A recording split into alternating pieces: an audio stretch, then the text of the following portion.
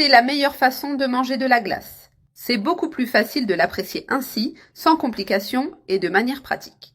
Je vais commencer par ajouter 395 g de lait concentré bien froid, tout juste sorti du réfrigérateur.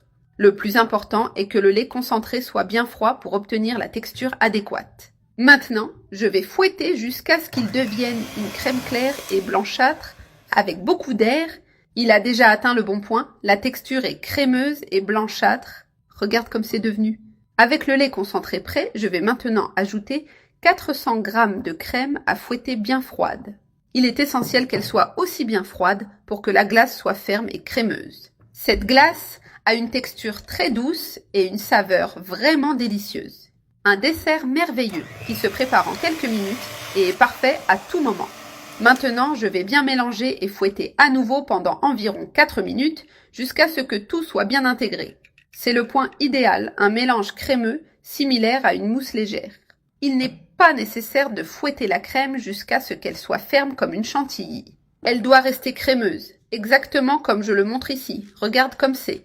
À ce moment-là, je vais ajouter des pépites de chocolat pour donner une touche spéciale à notre glace.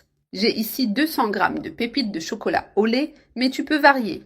Tu peux aussi utiliser des vermicelles, des frais coupés ou l'ingrédient que tu préfères. Cette glace est très polyvalente et peut être préparée avec de nombreuses saveurs différentes. Tu peux la faire comme tu préfères. Si tu veux aromatiser avec du jus concentré, c'est possible, et le résultat est excellent avec une saveur très spéciale. Tu peux ajouter des morceaux de fraises, par exemple, qui se marient très bien avec cette base. C'est une glace qui permet de nombreuses variantes et elle est délicieuse de toute façon. En utilisant seulement ces ingrédients, tu dois simplement choisir le troisième composant selon ton goût. La base est prête et tu peux la personnaliser comme tu veux. Notre glace est déjà terminée. Maintenant, je vais prendre une portion pour la placer. Regarde la crème obtenue. Je vais la mettre dans ce récipient avec précaution.